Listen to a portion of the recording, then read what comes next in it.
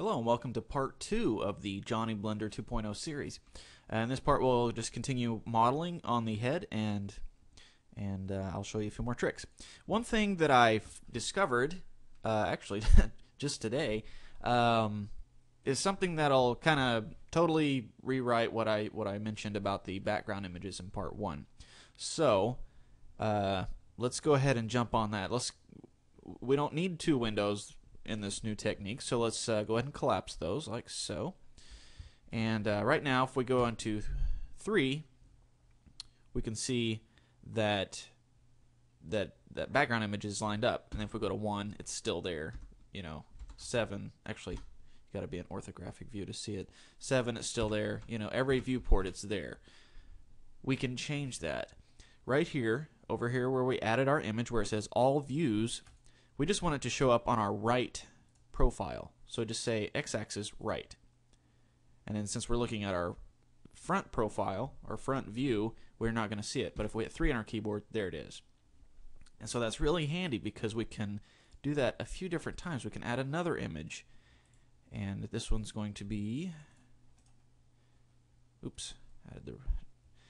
Blender likes to just click once on things. I'm used to clicking twice, so let's see, there it's already loaded from before.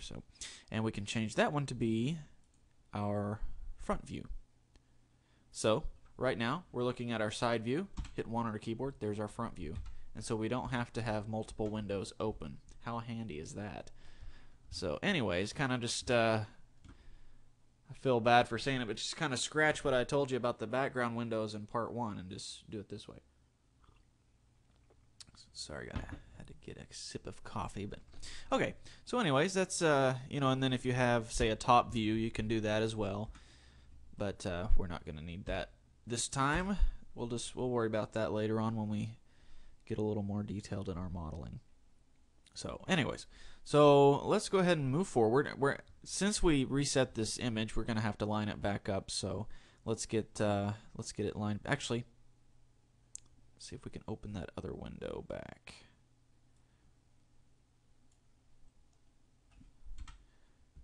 Okay, nah, it just copied the current one, so we'll just go ahead and get rid of that one again. Oops, created another one.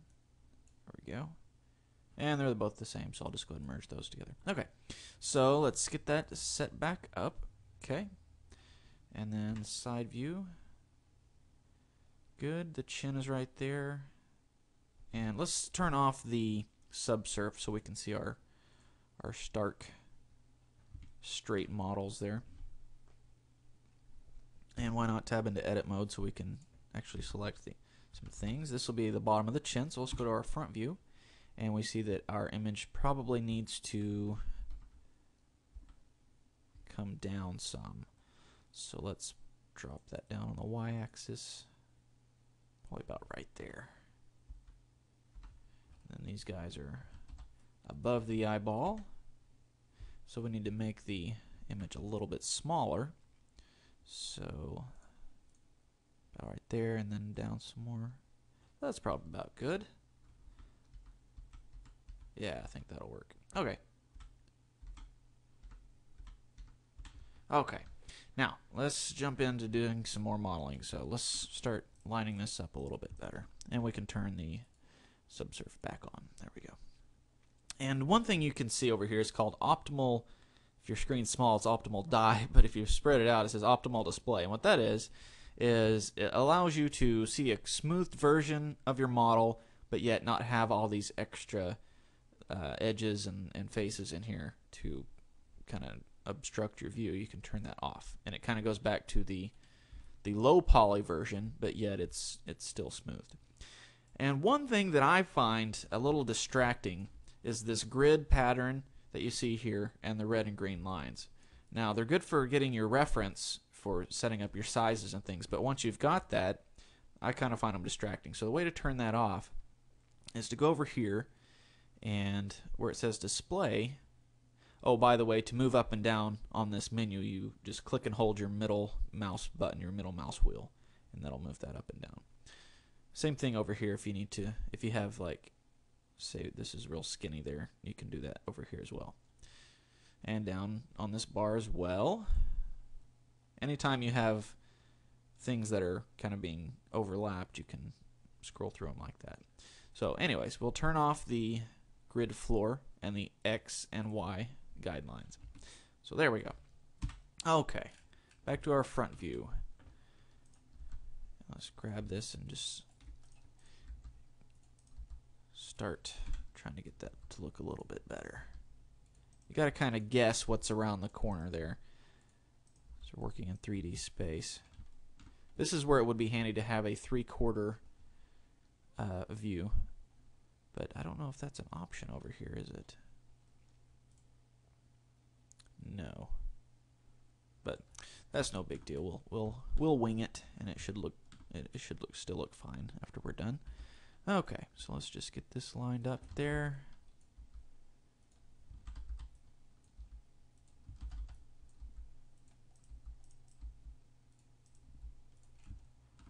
Okay, pop into the side view, kind of start working over here on this one.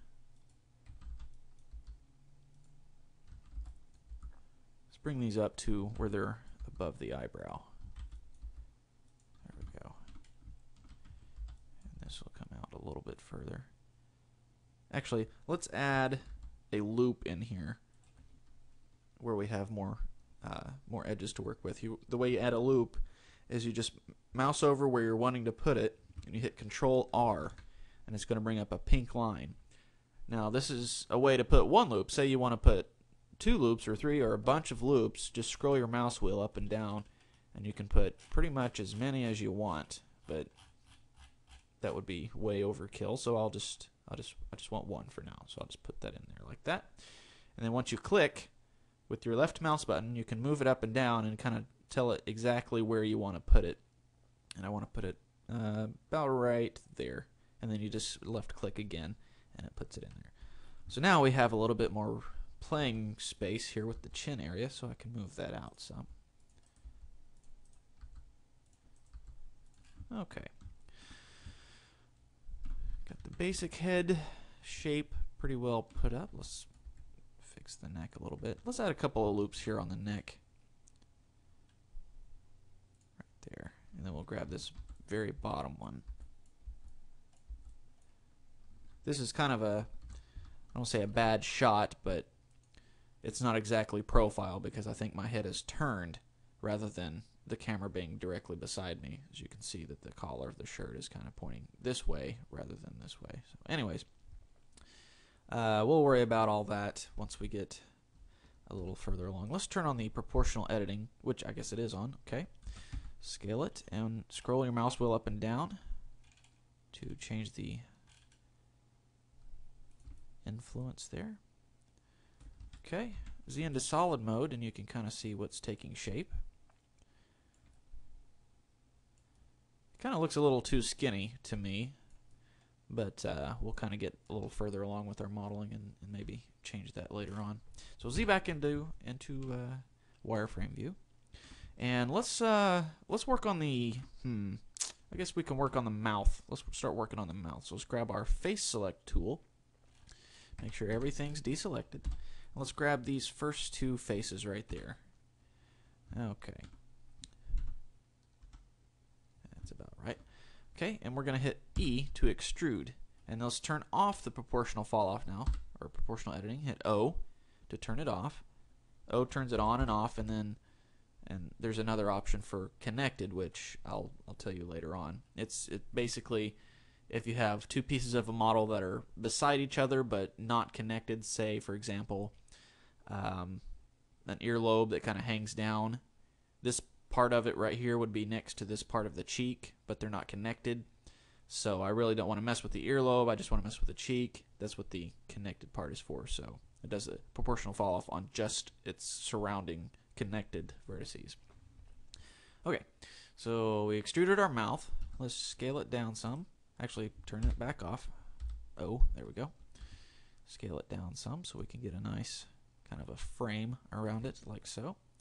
And another thing we can do, right now we're seeing like an X-ray. We're seeing all the way through our model here until we can see the back of it as well. And we don't really want that because it's kind of distracting. So let's turn that off. And the way you do that, where is it at? Used to be a little icon on here. I just tabbed out edit mode, by the way. Let's see.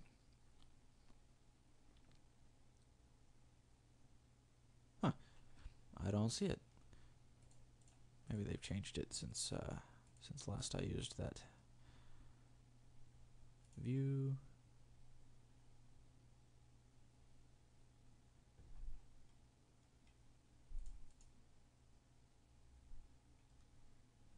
Well, I'm at a loss. I guess I'll just move on. Okay, so I guess we'll work with the distraction for now. Kind of wing our way through it. Let's scale this down on the z-axis. I did that. Just hit S to scale, and then Z to be perfectly on the z-axis, and we'll drag this up. This is going to be the opening for our mouth. So scale it down a little bit further, and we'll work in some detail here momentarily after we get this basic shape defined. And I'd like to add some more detail in here, so I'm going to add a loop right here, and I'll go ahead and click and just drag that about right there where the arc of my upper lip, right there, the apex of the arc. And you can see it put that loop all the way around the head. So we'll use that later on for other parts of the face. So okay. So now, is that the lips? Yes. Okay. Let's go ahead and drag these to where they're lined up a little bit better.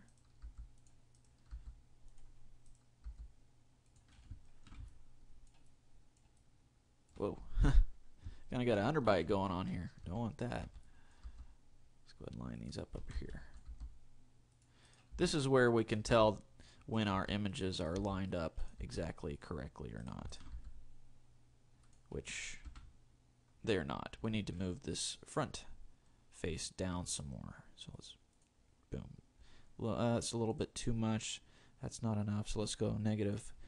You can type it in negative 0.65. And that's about right. Yeah. Okay. Now it's right for the mouth. It might still be offset for the eyes or something like that, so we'll work with that later on. Okay, so one thing that we need to do in order to have some good topology around the mouth and nose is we need to get it to where it looks kind of like he's wearing like a surgical mask, where there's like a clean mesh around from like the bridge of the nose to under the lips. Not necessarily around the chin, but around the mouth and through the nose. So an easy way to do that is just kind of get things lined up the way they need to up here for just such an occurrence. And then grab our face select tool, and let's grab all of these faces, including the mouth that we just did. And why not go ahead and do the chin area as well. Okay, so you got that whole thing there. So if you look in here, almost looks like a surgical mask. And now we'll do the same thing we did with the mouth. We'll just hit E to extrude, and then scale it down and kind of bring it out some. And now, since I have the lips pretty well set up the way I want to, at least this part in here, I'm going to go ahead and hit B, and then hold down Alt, click and drag, and instead of selecting, it's going to deselect. So now I can scale this. Actually, I need to go ahead and deselect these as well, I guess. Scale this down a little bit more. I like to scale it down a lot, so that way it leaves a lot of room out here that I can add extra loops to. So I'll show you that here in just a second. So okay, let's grab our vertex select tool and do the same thing. B and deselect all these by holding Alt and these as well, and we'll just move these guys down. Rotate them around a little bit.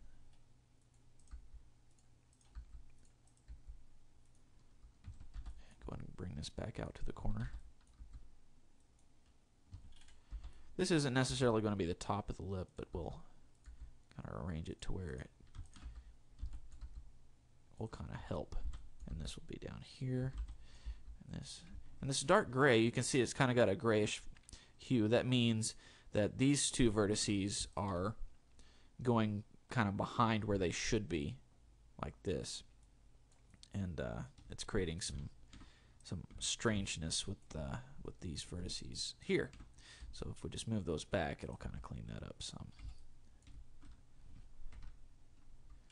Okay, so now it looks like our chin is jutting out a little too far, so let's grab all those guys, bring them back in. Okay, and all right, let's start adding a little bit more detail. Kind of see the mouth area starting to take shape there. Front view, and boy, I really wish I could figure out that. You know what? I'm going to pause the recorder because that is very distracting to me, being able to see all the way through that. So, so stand by. I'll figure it out, and I'll come right back. So hold on just a second. Well, I couldn't find what I was looking for, but I did find a couple of other neat tricks. One that I've shown you before on part 1 of our Johnny Blender first series. If you go over here, the little triangle thing here, apply modifier to editing cage during edit mode, click that, you can see the smoothed version of our wireframe while we're working in it. So that's kind of cool. Another thing I just noticed is if you go over here to your properties and you scroll down to where you see shading, multi-texture, just toggle quad view, you can click on that, and this kind of puts it in a 3D Studio Max version where you got 4 different viewports. You've got your top view, your front, right side, and camera perspective. So this is kind of handy.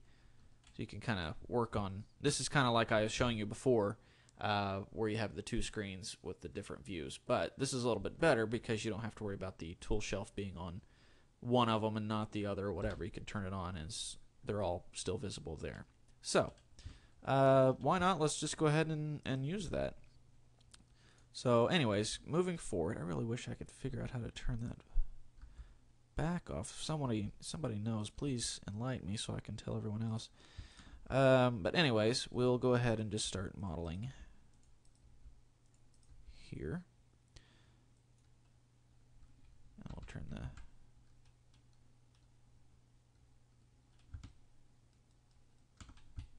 okay, anyways, so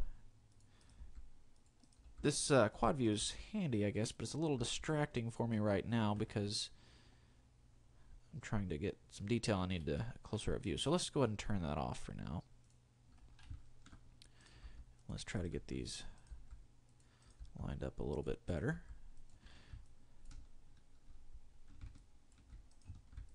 Oh, I think I accidentally loaded my factory settings, so I need to go back in there and user preferences and input emulate 3-button mouse, so I can still use my alt rotate and things like that. So by the way, it's good to go ahead and save this. So I went and saved it as JB02 for part 2. Save, overwrite what I already had. So there we go. Okay, so let's get in here and start really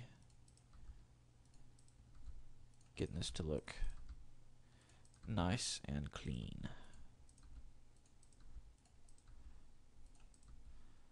So like I was talking about, we got like our surgical mask thing we need to worry about. Let's go ahead and add a couple of loops inside here so we can get some extra detail right there. Let's go and add another one. Gotta be careful where you're dragging your mouse. And let's add one inside right after the lips there that we were making. Okay.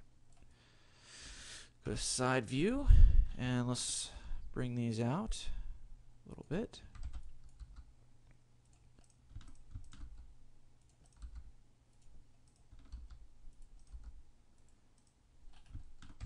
Bring this up. See, we can go ahead and start kind of shaping out the nose area now.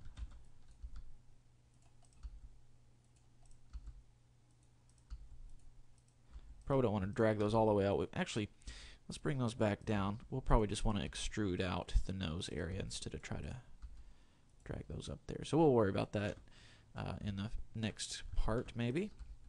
Let's kind of get the lips lined up a little bit better here. Oops. Go ahead and add one more loop right.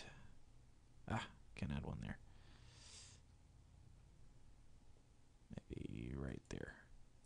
We can drag this guy up some. Got a little bit of muscular change right here, bottoms, corners of the mouth.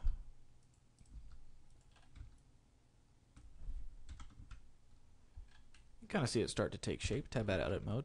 Very, very rough, but it is starting to look like a mouth, so that's good. Tab back in edit mode, and kind of start bringing these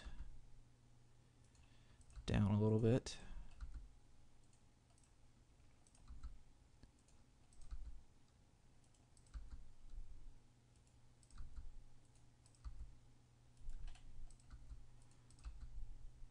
Kind of just outline the nose area right there.